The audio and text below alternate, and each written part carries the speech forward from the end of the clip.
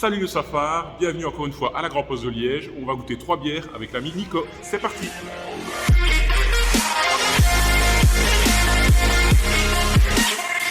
Salut les Safars, comme vous avez pu le voir ici, on est chez les Brasseries de Liège et on est avec l'ami Nico qui va nous faire goûter 3 bières. Est-ce que tu peux nous en dire un peu plus sur toi, Nico?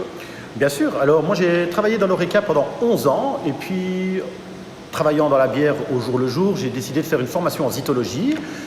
Et à partir de là, j'ai eu plusieurs places comme délégué commercial dans la bière.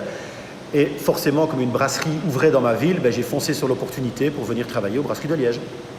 Oui, donc, et si je ne me trompe pas, tu as des formations vraiment poussées dans le domaine, donc tu as fait un diplôme de zytologie. Voilà, j'ai fait un diplôme de zytologie ici à l'IFA-PME de Liège en 2015, si je ne m'abuse. Donc ici, ce qu'on va faire, on va goûter 3 bières sélectionnées par l'ami Nico. On va vous donner un avis un peu expert de sa part et un avis vraiment très amateur de la mienne. Donc c'est parti pour la dégustation.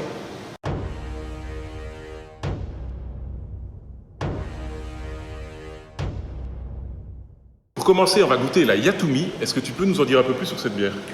Alors la Yatoumi, c'est une bière un petit peu particulière de la brasserie. Quand on ouvre un sachet de houblon ou un sachet d'orge, on n'arrive pas forcément au bout pour faire une bière. Eh bien, ils prennent tous ces produits, ils mettent tout ensemble, ils font une lager, et c'est la lager dans laquelle on Yatoumi, d'où le nom de la bière, ça n'a rien de japonais. S'il te plaît. Merci. Est-ce que tu peux rappeler à nos abonnés ce que c'est qu'une lager, la définition? Alors une lager, c'est une bière de fermentation basse. La plus connue de toutes dans les types, c'est la Pils, évidemment. Et qu'est-ce qu'elle a de plus qu'une Pils, cette bière? Ici, comme on se permet, justement, d'où le type de la bière, la Yatoumi, d'avoir plusieurs types de houblon dedans, ça apporte toute une série de petits goûts de plus qui sont vraiment non négligeables. Ici, elle tire sur le citron, par exemple, mais rien ne dit que la version 2021 ne sera pas différente, parce que, comme tu t'en doutes, chaque année, on change un petit peu la Yatoumi. Oui, donc c'est une bière éphémère, tu me disais. Voilà, c'est une bière éphémère, c'est-à-dire qu'on la fait une fois par an, les grosses années. On en fait un certain volume, ce qui est possible de faire avec ce qu'il nous reste comme malt et comme houblon, mais quand il n'y en a plus, il n'y en a plus. Bonne santé. Santé. C'est frais. Hein, c'est très frais. Se boit super facilement. Oui, c'est très accessible. Hein. Oui, voilà. Et comme tu disais, c'est un peu comparable à une Pils, mais il y a en effet ce petit goût de citron en plus. Il y a cette fraîcheur que tu n'as pas forcément dans une Pils classique. Voilà. C'est vraiment très sympa. Et en termes de degré d'alcool, on se situe à combien? Ici, on est à 6%. Oui, donc un chouïa plus qu'une Pils classique. Un chouïa plus d'une Pils classique qui sont généralement de 5,2 et 5,5. Donc voilà. Mais ça apporte du corps et c'est ce qui fait qu'on sent bien le citron et la différence avec la Pils. Très très bien. Ouais. Donc je termine ça et puis on passe à la deuxième bière.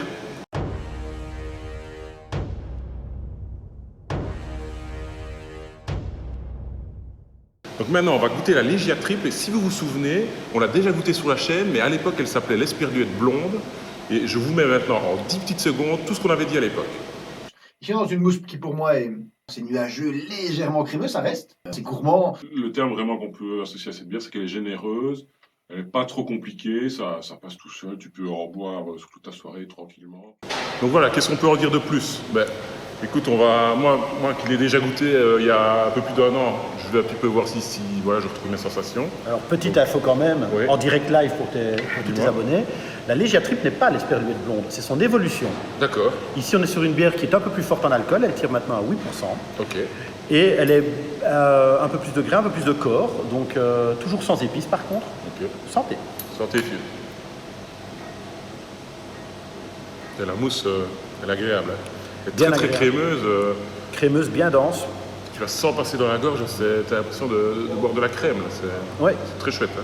Dans mon souvenir, c'était plus ou moins ça, on va dire. Hein. Voilà, c'est ça. Ça n'a pas fondamentalement changé. Ça n'a pas fondamentalement changé, mais en apportant un peu plus d'alcool, on apporte un peu plus de corps. Et je trouve que c'est pas dérangeant parce qu'avec cette mousse justement crémeuse, comme tu le dis très bien, on est sur un produit qui vraiment accroche bien en bouche et laisse un bon goût de bière, j'ai envie de dire. Ça c'est clair que là, il faut être vraiment un amateur de bière et de goût de céréales, de bière pour aimer cette bière. Au niveau du food pairing avec une bière comme ça de caractère, qu'est-ce que tu me conseillerais? Alors une viande grillée au barbecue en été, ce serait vraiment parfait. Pas trop de sauce, parce que sinon la sauce va prendre le dessus, et là je vous conseillerais plus vite une brune. Okay. Ou alors un plat de volaille, on est vraiment sur quelque chose d'appréciable. Il faut quelque chose à manger qui ait du goût, mais pas trop. Donc ne prenez pas un bœuf bourguignon, parce que ça ne va pas être possible. Mais si vous prenez une viande grillée, ça va tout seul. Oui, tu me disais, donc contrairement à la Yatoumi, celle-ci, on peut vraiment la retrouver partout, quoi. Celle-ci est disponible, oui, elle est disponible partout, dans les Delhaize, dans les carrefours, à la seule différence qu'elle est dans le rayon des bières locales et pas dans les bières traditionnelles. Donc n'hésitez pas à y jeter un œil, parce qu'on n'est pas les seuls et il y a vraiment beaucoup de produits à découvrir.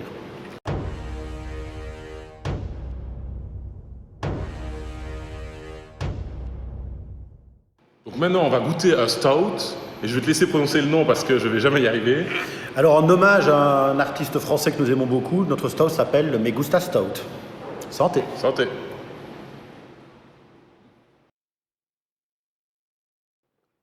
C'est costaud, hein. Ah, c'est costaud. Déjà, l'odeur, ça sent très fort le café, moi, je trouve. Le premier, tu te dis c'est fort, c'est dur, mais au bout de la deuxième, ça descend tout seul. On a voulu un produit vraiment, comme son nom ne l'indique pas, à l'irlandaise. On est vraiment sur quelque chose qui, pour nous, on l'appelle d'ailleurs entre nous la Guinness liégeoise. Donc, on est vraiment sur un produit typique, fort noir, mais qui garde une grande buvabilité. La première gorgée est toujours plus compliquée comme tous les stouts. Pour utiliser un mot local, on dit qu'elle est vraiment pintable.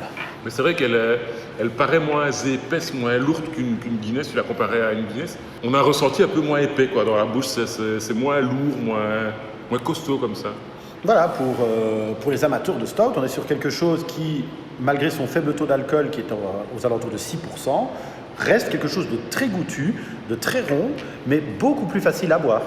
Il y a de bons restes. Moi, je trouve qu'il y a quand même pas mal d'amertume qui reste en fin de bouche, ce qui n'est pas toujours le cas dans ce genre de produit, où c'est souvent le goût un peu de cramé et qui reste à la fin. Et là, je trouve qu'il y a une bonne petite amertume à la fin qui est sympathique et qui est rafraîchissante. Moi, j'aime bien. Et du coup, ça irait très bien avec un dessert à la framboise, par exemple. Avec des fruits rouges. Fruits rouges, chocolat, un petit spahan ou quelque chose dans ce goût-là. Tu me disais qu'elle avait un autre point commun avec la Guinness. Donc ici à la brasserie, on la sert à l'azote. Pourquoi ? Comme ça, la mousse reste bien sur la bière. Et on est sur quelque chose avec le côté crémeux qu'on avait sur la tripe, on le retrouve aussi ici. Et vous pouvez l'avoir sur l'entièreté de votre bière et pas uniquement sur la première gorgée, ce qui peut être embêtant parce que les stouts étant un peu plus plats que les autres bières, ici on a vraiment quelque chose de bon. Donc de ce que je sais, c'était une bière éphémère à la base, mais c'est bientôt plus le cas. Exactement. On l'a d'abord pensé comme la Yatoumi, comme une bière éphémère, c'est-à-dire une bière qu'on brasse une fois par an selon le bon vouloir de nos brasseurs quand ils ont envie d'un petit peu faire quelque chose qui change. Donc on avait tellement de demandes sur cette bière qu'on a décidé de la passer dans notre gamme de classiques. Donc elle va rejoindre la Pils, la fruitée, l'ambrée et la triple dans le giron des bières qui sont disponibles partout. Comme ça, vous pouvez la trouver vraiment facilement. J'ai envie de vous dire, venez quand même la déguster ici à la brasserie une fois pour voir la différence entre une bière classique et une bière servie à l'azote. Oui, parce que vous n'aurez pas le même rendu si vous achetez une bouteille et que vous servez chez vous, forcément à cause de cette histoire d'azote. Alors il y aura, au niveau du goût, vous ne perdrez rien, mais au niveau du ressenti en bouche, le côté crémeux sera un petit peu atténué. Mais j'ai envie de dire, les goûts et les couleurs, il y en a qui aiment le côté crémeux, il y en a qui préfèrent le côté pintable, donc c'est vraiment, chacun y trouvera son goût dans les deux. Et donc, pour les 3 bières qu'on a dégustées aujourd'hui, comme pour toutes les autres de votre gamme, elles sont toutes disponibles au fût ici à la brasserie, hein, on est d'accord? Oui, elles sont toutes disponibles ici, ainsi que toutes les bières que nous faisons pour d'autres. Des associations, des associations, des magasins, des clubs de football, des scouts, voilà, on brasse un petit peu pour pas mal de personnes, parce que nous ne nous cachons pas, quand on brasse pour quelqu'un d'autre, on le dit, et on le fait avec joie, avec bonheur. Donc on met tous les produits en avant ici au bar. Si vous, un jour, vous voulez faire un brassin à façon, venez nous trouver, et quand vous voudrez promotionner votre bière, eh ben, vous pourrez dire « Ah, elle est à la Grand Poste au Fût », n'hésite pas. Est-ce que tu peux m'en dire un peu plus sur les horaires dans lesquels on peut venir ici boire de bonnes bières? Alors bien sûr, nous sommes ouverts 7 jours sur 7. Ok. On ouvre à 11h, et pour l'heure de fermeture, j'ai envie de vous dire qu'il faut aller voir le gouvernement, parce que c'est eux qui décident. C'est ça. Sinon, on ferme à minuit. Mais après, selon les différents codécos, on ferme à minuit, à 11h, à 10h. En tout cas, merci aux Brasseries de Liège pour cet accueil et merci Nico de nous avoir fait découvrir ces 3 bières très différentes et très chouettes. Il n'y a rien de mieux à faire que de venir goûter soi-même sur place. Donc moi, je vous invite vraiment à venir dans ce chouette endroit. Vous avez déjà pu le découvrir en vidéo dans la dernière vidéo sur les Brasseries de Liège. Donc, je ne sais pas si tu as envie de dire quelque chose pour finir. J'ai envie de vous dire bienvenue à tous, n'hésitez pas. J'espère que j'ai pas dit trop de bêtises. Et à la prochaine. Youps. Youps. Salut le Safar, on se retrouve dans un prochain épisode. Youps.